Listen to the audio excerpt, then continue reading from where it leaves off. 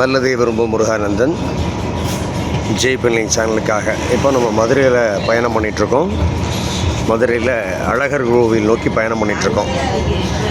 என்ன எனக்கு இதில் ரொம்ப பிடிச்சிருக்கு அப்படின்னா மதுரையுடைய அந்த விரிவாக்கம், நல்ல தள்ளி தள்ளி அழகழகான வீடுகள், எல்லாம் புத்தம் புதிய வீடுகள். கிட்டத்தட்ட பழைய வீடுகள்லாம் ஒன்றையும் பெரிதாக இருக்க மாதிரி தெரியல. எல்லாமே புது வீடுகளாகவும் நவீனத்துவமாகவும் நளினமாகவும் அமைப்பாகவும் இருக்குது. மதுரை உண்மையாமே தன்னுடைய முகத்தை நிறைய மாற்றிருக்கு. முன்னே நான் மதுரைக்குள்ளே பார்த்திங்கன்னா நகரங்கள் வழியாக தான் போவேனே தவிர கிராமங்கள் வழியாக போகவே மாட்டேன். அதனுடைய உள்ளார்ந்து ஊடுருவி போனதில்லை, அதிகமாக போய்கிட்டதில்லை. ஆனால் இப்போது சந்தர்ப்பம் பாருங்கள், உள்ள ஊடுருவுக்கான ஒரு வாய்ப்பு கிடச்சிது. பார்க்குறேன் எல்லா இடங்கள்லையும் நல்லா பாருங்கள், கட்டிடங்கள் பாருங்கள், ரொம்ப அழகழகாக இருக்குது, ரொம்ப வித்தியாசமாக இருக்குது, ரசித்து கட்டியிருக்காங்க, சுவையாக இருக்குது, நல்ல அற்புதமான அமைப்புகள், எல்லாமே வித்தியாசமாக இருக்குது. ஒவ்வொரு வீடும் கலைநயம் மிக்க வீடுகளாக இருக்குது.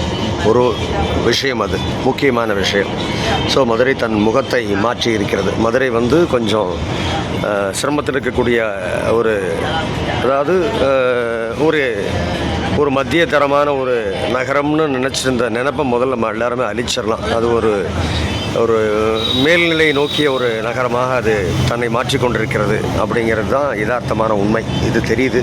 இந்த சாலை வழியாக பயணிக்கிறனால நான் இதை பார்த்துட்டேன்னு நீங்கள் நினைக்க வேண்டாம். ஊடுருவி இப்போ நானும் உள்ளெல்லாம் போன இடங்களில் சில பல இடங்களில் கொஞ்சம் சிரமமாக இருந்தாலுமே கூட பொதுவாக பார்க்குறப்போ மதுரையுடைய முகமானது நல்லாவே மாறி இருக்கு. ஒன்று, சாலை, அற்புதமான சாலைகள். நிச்சயம் மதுரையினுடைய சாலைகள் திருப்பூரில் இல்லை, சத்தியமான உண்மை. கோயம்புத்தூரில் இல்லை, சத்தியமான உண்மை. ஏன்னா நான் அங்கேயும் நிறைய பயணம் பண்ணியிருக்கேன், ஆழமாக பயணம் பண்ணியிருக்கேன். இங்கேயும் இந்த 2-3 நாளாக பயணம் பண்ணுறதுல நான் தெரிஞ்சுக்கிட்டது சாலைகள் மிக அற்புதம். அதற்காக இந்த பகுதியில் இருக்கக்கூடிய அரசியல்வாதிகள் அத்தனையுமே நான் பாராட்டுறேன். இதற்கு காரணமான அதிமுக அரசியல்வாதிகள் நல்ல பணியை செஞ்சுருக்கீங்க. அற்புதம், பாராட்டுக்கள்.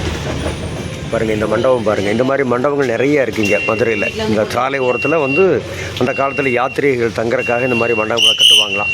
அதுதான் விசேஷமாக இருக்குது, ரொம்ப நல்லா இருக்குது. நிறைய பார்த்துட்டேன். இப்போ வர்ற வழியிலே ஒரு 10-15 பார்த்தாச்சு.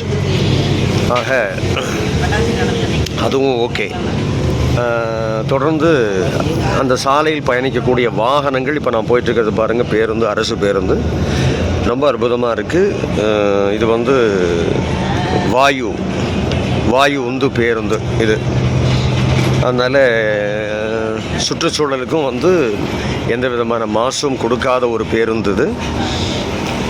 இறைச்சலும் இல்லை, பயணமும் இனிமையாக இருக்குது, சாலையும் சீராக இருக்கிறனால பயணம் மிக சொகுசாகவும் மிக வசதியாகவும் இருக்குது. அதுவும் ஓகே, மிக அற்புதம். எல்லாமே இன்றைக்கி மதுரையை நம்ம பல விதங்களில் பாராட்டணும். அந்த வகையில் உண்மையிலுமே ரொம்ப மகிழ்ச்சியாக இருக்குது. என்ன ஒரே ஒரு விஷயந்தான் வருத்தமாக இருக்குது. என்ன வருத்தம்னு கேட்டிங்கன்னா, அந்த குப்பை போடுறது மட்டும்தான் கொஞ்சம் மதுரை மக்கள் கொஞ்சம் அதை கவனிக்கணும். இப்போ அந்த சில ஊர்கள் வழியாக வந்தேன், பார்த்தா அங்கே முழுக்க 6 முழுசும் குப்பை, 6 முழுசும் பிளாஸ்டிக்கு, 6 முழுசும் பழைய சேலை. ரொம்ப வேதனையாக இருந்தது, ரொம்ப மனசு கஷ்டமாக இருந்தது. ஒரு பக்கம் பார்த்திங்கன்னா நல்ல கலாச்சாரத்துலேயும் கல்ச்சர்லேயும் சிவிலைசேஷன்லேயும் ரொம்ப உச்சத்தில் பயணிக்கிற மதுரையை பார்க்குறேன். இன்னொரு பக்கம் பார்த்தா அப்படியே தலைகீழாக போகிற ஒரு மதுரையும் பார்க்குறேன். ரொம்ப வருத்தமாக இருந்தது. இது ஏன் அவ்வளோ தூரம் அது குறித்த ஒரு விழிப்புணர்வு இல்லையா, இல்லை நதிகளை இவ்வளோ தூரம் கெடுக்கக்கூடாதுன்னு சொல்லி அவங்களுக்கு சொல்கிற கால் இல்லையா தெரியல. ஏன்னா சொன்னால் கேட்கக்கூடியவங்க தான் அவங்க. அவங்களுக்கு அது புரியலையா இல்லை தெரிவிக்கலையான்னு தெரியல. அதனுடைய விஷயம் புரியலையான்னு தெரில.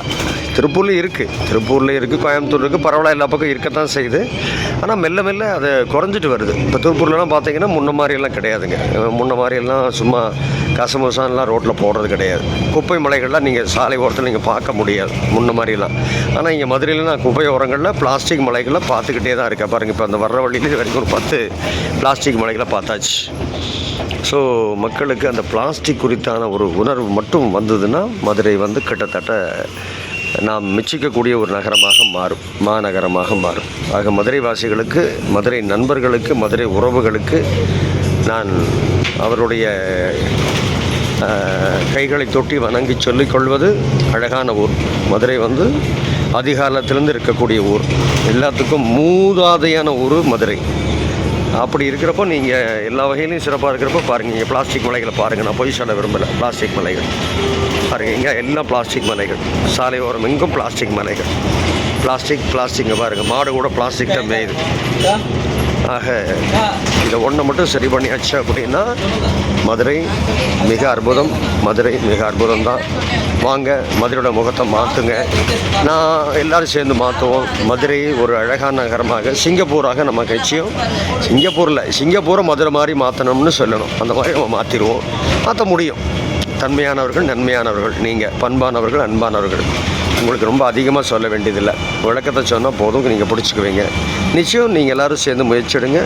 நாங்களும் ரோட்டரி சார்ந்த நாங்களும் என்ஜிஓக்கள், ரோட்டரி, லயன்ஸு, ஜேசி மாதிரியான நாங்களும் உங்களுக்கு உதவி செய்ய காத்திருக்கிறோம்.